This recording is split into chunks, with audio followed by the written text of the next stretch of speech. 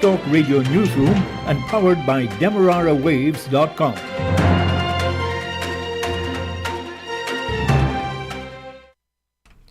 Good day with your major newscast. I am Jessica Sam. First with the highlights.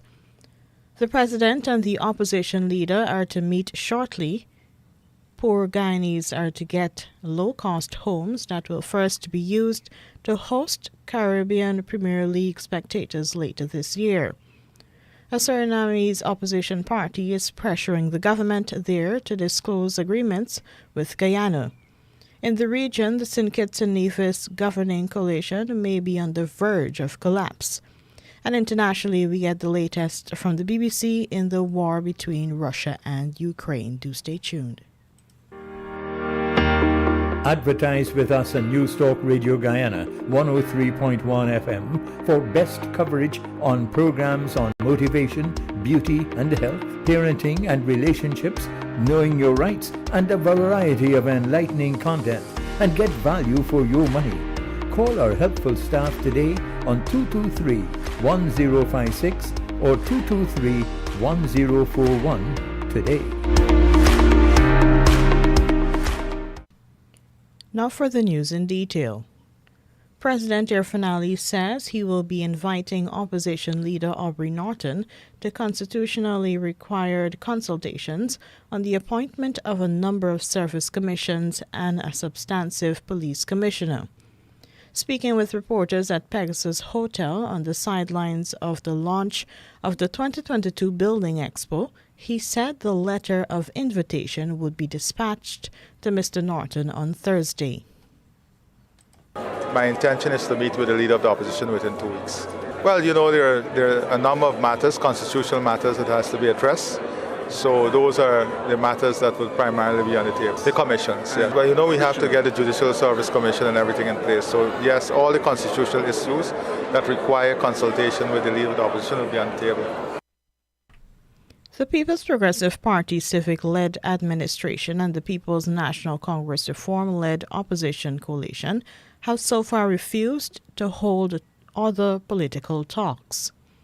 The Ali-led government first wants the opposition to recognize the government as having been legitimately elected in free and fair elections held in 2020.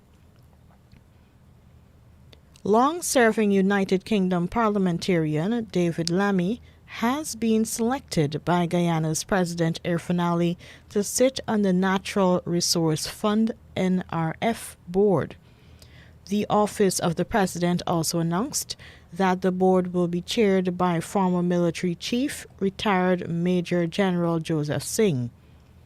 Mr. Lammy, who is currently Shadow Foreign Secretary, is the son of a Guyanese mother who migrated to the United Kingdom as part of the 1948 to 1971 Windrush generation. Also sitting on the NRF board to help manage Guyana's oil revenues is Guyana's permanent representative to the United Nations, Caroline Rodrigues. She is also a former Guyana foreign minister. Other members are private sector representative, well-known city business executive Ramesh Dukhu, and a former People's National Congress Reform PNCR executive member, Dunstan Barrow. Nominees by the opposition, a Partnership for National Unity, and its coalition partner, Alliance for Change, for the parliamentary representative had been all rejected by the governing People's Progressive Party Civic in favor of Mr. Barrow. The office of the president says they will soon be sworn in by President Irfanali. The Guyana government will be building 300 prefabricated houses to rent to spectators at the Caribbean Premier League CPL from September 30. President Irfanali told the launch of the 2022 International Building Expo that the earnings will be used as part of the mortgage for neediest Guyanese. We are setting aside land to build 300 prefab homes. The prefab homes will be used during cricket to host people, to rent. And the revenue from that rental will go as down payment to the banks for the poorest persons. So the 10-15% that they have to find for the bank will come from the revenue that building earned for 2 weeks. And that revenue will go towards that, and then so that will take up what they had to find up front. And then if you work it out, the type of houses we're talking about is maybe $15,000, $20,000 per month. That is the type of innovation we're talking about and had discussion on moving forward. President Irfan Ali. A policewoman has filed a private criminal charge under Guyana's racial hostility law. Woman Constable Shawnette Bollers, who is an Afro-Guyanese, filed the charge against Indo-Guyanese lawyer Narvan Singh. Chief Magistrate Anne McLennan granted the lawyer $100,000 bail and ordered that he return to court next month. Particulars of the charge state that on March 20, he excited or attempted to excite racial hostility or ill will against Miss Bollers. At the time, she had been on duty at the residence of former Chancellor of the Judiciary Carl Singh on Middle and Cummings Streets, Georgetown. Constable Bollers has accused attorney-at-law Singh of using words to her in a public place such as black monkey, and black people have no purpose in life. Mr. Singh has already publicly denied hurling racial slurs against Constable Bollers. In Suriname, the opposition National Democratic Party, NDP, is calling on the government there to disclose all agreements with Guyana to the parliament. NDP faction leader Rabin Parmasar issued the call amid the Guyana government's persistent concerns about promises that have been made by Suriname's President Chandrika Prasad Santokhi. The Surinamese leader had promised that 150 Surinamese fishing licenses would have been issued to Guyanese. Parmasar has been questioning why Suriname's Foreign Affairs Minister Albert Ramdin did not summon the Guyanese ambassador and file a protest note on the matter. The NDP faction leader says Suriname is getting a bad name internationally because of statements by the Guyanese government that there is hard evidence that the Surinamese leader had promised the fishing licenses to Guyanese. Since last year, Parmasar has been asking the government about fishing licenses but has not received a conclusive answer. A 19-year-old man has been wounded and 2 persons have since been arrested. Police say Suresh Barup of Mosquito Hall, Mahaika, East Coast Demerara, was stabbed to his right side chest. The incident occurred at about 9:15 Tuesday night on the Unity Seawall, East Coast Demerara. Those arrested are a 41-year-old fisherman and a 33-year-old man, both of Unity, Mahaika. Investigators were told Balrup and the suspects had a previous misunderstanding. While on the seawall with other family members, Balrup allegedly lashed the 41-year-old man on his back with a cutlass. Police say Balrup is hospitalized in a stable condition. Now for the news in the region. Rakim Mayers, better known as ASAP Rocky, was detained on Wednesday at Los Angeles International Airport. Officials familiar with the matter say he was held in connection with a November 2021 shooting. Mayers was arriving on a private plane from Barbados, where he had been on vacation with his girlfriend, the singer Rihanna. Mayers' attorney Alan Jackson confirmed that his client had been arrested. Mayers had been under investigation by the Los Angeles Police Department for a November 6 shooting in 2021 near Vista Del Mar and Selma Avenue around 10:20 p.m. The shooting victim later told police that Mayers, who was walking with two others, approached him with a handgun on the street. The victim claimed Mayers shot at him 3 to 4 times and believed one of the bullets grazed his left hand. The shooting had not yet been reported in the media. And lastly, in the region, St. Kitts and Nevis's Deputy Prime Minister Sean Richards has strongly suggested that a Team Unity-led coalition government may be heading for a collapse. Mr. Richards, who is the leader of the People's Action Movement, says he is not confident of the outcome. Prime Minister Timothy Harris has been given an ultimatum that ended Wednesday midnight to propose possible solutions to the rift in the coalition. The Concerned Citizens Movement, which controls Nevis, is also calling on the Prime Minister to fix some of the deep-seated lingering problems about the way the coalition is governing the Twin Island Federation. If the People's Action Movement and Concerned Citizens Movement parliamentarians resign, the government will fall and general elections will have to be called.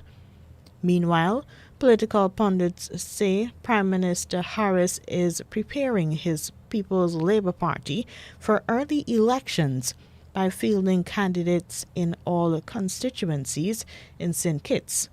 Richards said that was not the agreement prior to the 2015 elections. And here now is your international news coming from the BBC. Hello, this is Julie Candler with the BBC News. President Biden says the United States will send more military aid to Ukraine. Mr. Biden said the nature of the warfare on Ukraine's eastern front meant different equipment was required. I'm announcing another $800 million to further augment Ukraine's ability to fight in the east, in the Donbas region. This package includes heavy artillery weapons, dozens of howitzers, and 144,000 rounds of ammunition to go with those howitzers. It also includes more tactical drones.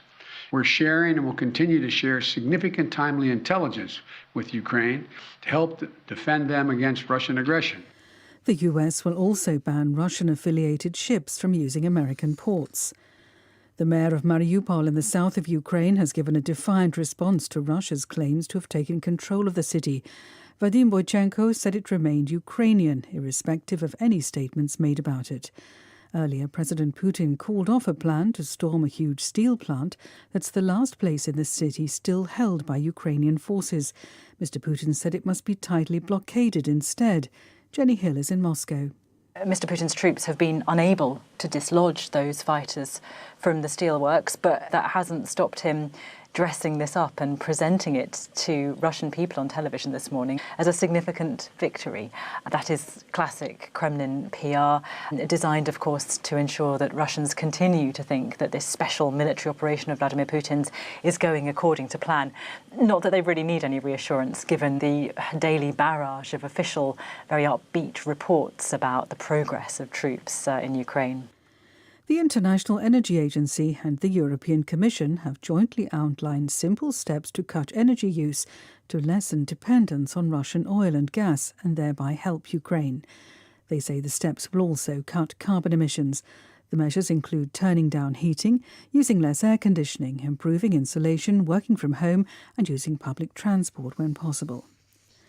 Officials in Afghanistan say more than 30 worshippers have been killed in a powerful explosion at a Shia mosque in the northern city of Mazar-e-Sharif. At least 80 others were injured. Secunda Kamani reports. The Islamic State group said its militants had planted explosives inside a mosque in Mazar-e-Sharif, attended by members of the Shia Hazara minority, and then detonated them remotely. It's the second time the community has been struck this week. An attack on a school in a Hazara district of Kabul took place on Tuesday. IS is a fierce rival of the Taliban's, and whilst they do not control any territory, they have repeatedly carried out deadly attacks since the Taliban came to power, including in parts of the country where IS previously had little or no presence. World News from the BBC. Jordan is hosting an emergency meeting of fellow Arab states in response to rising tensions between the Palestinians and Israel. Jordan administers Al-Aqsa Mosque, where a number of Palestinians have been injured or arrested by Israeli security forces in recent days. Israel says it's responding to Palestinian violence in the compound, intended to stop Jewish visitors from having access to the site. The International Court of Justice has ruled in favour of Nicaragua in a long-running dispute with Colombia over maritime waters in the Caribbean Sea. The judges said Colombia had breached international law by continuing to allow fishing in areas the court ruled belonged to Nicaragua in 2012. Anna Holligan reports from The Hague. According to judges at the International Court of Justice, Colombia has violated Nicaragua's right to sovereignty by interfering with fishing, scientific research and naval vessels, and by claiming to enforce conservation measures within Nicaragua's exclusive economic zone. In a final ruling that can't be appealed, they ordered that Colombia must immediately cease its operations within Nicaraguan maritime boundaries. Colombia had denied the accusations and argued its presence was necessary to fight drug trafficking and conduct rescue missions. Britain's government has abandoned an attempt to delay a vote on whether Prime Minister Boris Johnson should face an investigation over accusations he misled Parliament about parties during lockdown. Mr Johnson has already been fined for attending one of the gatherings. He's facing renewed calls to resign, including from some MPs in his own Conservative Party. Mr Johnson denies misleading Parliament. At least 2 teachers in Iran are reported to have been arrested during a protest outside the Ministry of Education in Tehran. Similar rallies are being held in a number of cities across the country in the latest protests demanding better pay and conditions. BBC News. Here now is a recap of your highlights. The President and the opposition leader are to meet shortly. Poor Guyanese are to get low-cost homes that will first be used to host Caribbean Premier League spectators later this year. A Surinamese opposition party is pressuring the government there to disclose agreements with Guyana. In the region, the St. Kitts and Nevis governing coalition may be on the verge of collapse. And that there was your major newscast. I am Jessica Sam.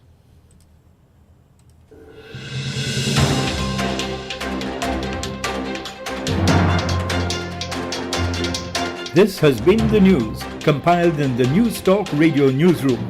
For ongoing updates, visit demerarawaves.com, and you can check facebook.com/demwaves and twitter.com/demwaves.